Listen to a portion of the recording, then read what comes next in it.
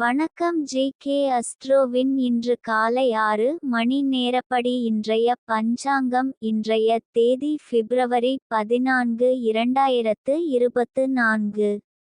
இன்றைய கிழமை புதன். இந்நாளிற்கான ராசி மீனம்.